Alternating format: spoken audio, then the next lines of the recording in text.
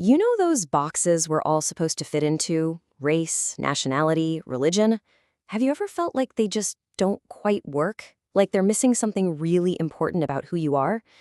Well, what if there was a totally different way to see it all? Not as a set of labels, but as this incredible woven fabric, made up of countless unique threads.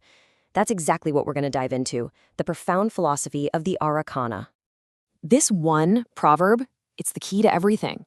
It completely flips the script on identity, moving it from a static thing, an appearance, to a dynamic action. It's not about the container, right? It's about the sacred purpose that the container is carrying. It's a challenge, really, for all of us to look past the surface and see the living, breathing story inside every single person. So here's our roadmap. We're going to start big with the cosmic principles of their weave. Then we'll zoom in on their superfluid ideas about identity and nationhood. We'll even meet their central goddess, and then we'll bring it all home with a path for you to understand your own unique threads. All right, first things first. To really get the Arreqqana people, you have to get their view of the cosmos. And for them, reality isn't a bunch of separate things floating around. Nope. It's a single, massive, interconnected weave. And how you interact with that weave is, well, everything. It really boils down to three key ideas. It all starts with what they call kara, which is basically knowledge. This is the what. It's the facts, the stuff you learn from the outside. Think about reading a book about how to meditate.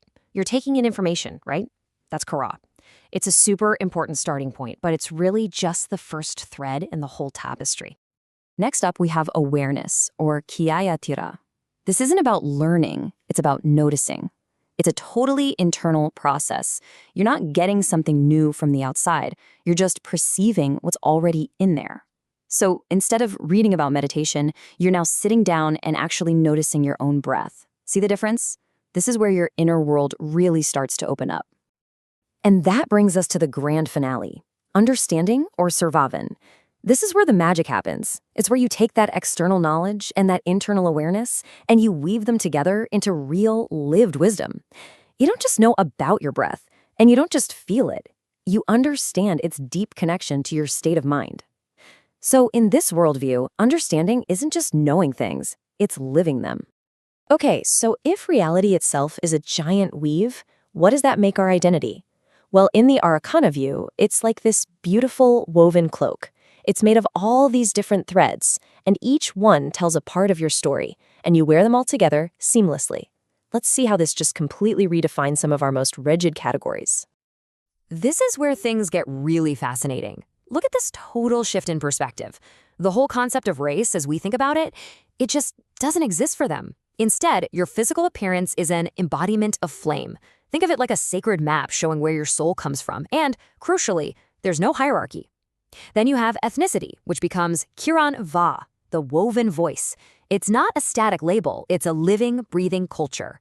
And tribe, that becomes Kasavana, the breeded home. This isn't about blood ties, it's a spiritual family that you choose based on shared vows. So cool. And this is how they just naturally embrace complexity. For the Arreqqana, you're never just one thing. You are your birth essence and your spiritual role in the world, and your ancestral lineage, and your unique energy type, all at the same time. There's no pressure to pick one identity over another. You just wear your entire beautiful, multi-threaded cloak. I love this quote from their goddess, Lala A. It just perfectly sums up the whole feeling. Where we might see ourselves as fragmented or pulled between different parts of who we are, they see a complete, perfect braid. Every single thread belongs. Okay, so let's scale this up a bit. We've talked about individual identity as a braid, but what about national identity?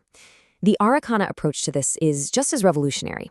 They basically replace our whole idea of citizenship with something way, way deeper.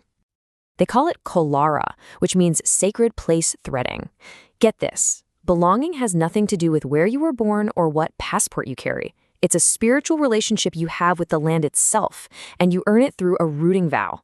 And that vow means you're an active participant in the life of that land, you honor its cycles, you care for its people, you keep its stories alive.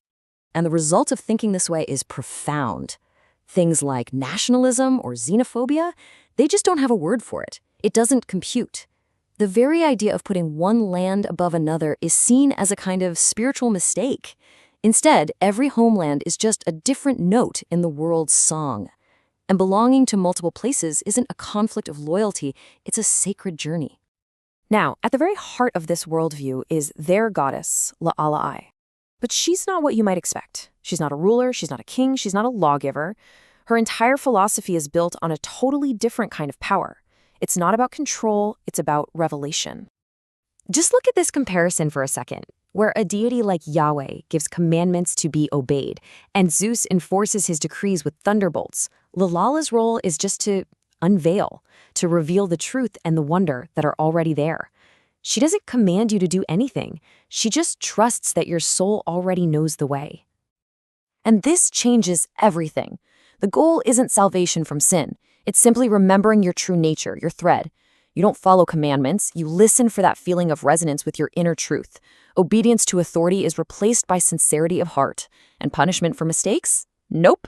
Consequences are just gentle mirrors, showing you where you've stepped off your own true path. This says it all, doesn't it? Her gift isn't a rulebook. Her gift is clarity. She gives you the sight to see the truth for yourself. The power is already inside you. She just helps you wipe the dust off your glasses so you can find it. And that right there brings this whole huge cosmic philosophy right back home to you and me. Because the path, in their view, isn't about becoming someone new or better. It's about remembering the threads you were already made of. The Arreqqana make this really beautiful distinction between two parts of the journey. First, there's remembering. That's an inward turn, that familiar feeling of, oh, right, I knew this. It's like finding a truth you'd forgotten you carried. But then there's awakening. That's an outward expansion, a sudden, whoa, I never saw this until now. One restores a thread you already had. The other widens the entire weave. So let's make this personal. Let's try out a few of their sacred prompts. First, think about your Kimian Ra, your essence nation. Forget borders, forget passports. Just ask yourself, where does my soul feel most alive? Where does it feel rooted? Is it in a deep forest? A chaotic city? By the ocean? That place, wherever it is, that's your true spiritual homeland. Okay, next, let's think about your Itinyara, your ancestral ethnos. What are the stories, the cultures, the unique flavors and energies that are woven into your family line? This isn't about picking a simple label from a list. It's about really feeling that living, braided history that you carry inside you every single day. And finally, your Kuhanra, your spiritual tribe. Who are your people? I mean, the ones you chose, the ones that have nothing to do with blood. The artists, the scientists, the healers, the rebels, the people who just get you, who vibrate on your frequency. That right there, that's your true chosen family. And in the end, this whole beautiful Arreqqana worldview really just leaves us with this one powerful question. It's an invitation, really. An invitation to look at that incredible, complex cloak that is your identity and just ask yourself, what threads are waiting to be remembered in my own weave? What parts of my story have I forgotten? What's just waiting to be seen, to be honored, and to finally be woven back into the whole beautiful picture?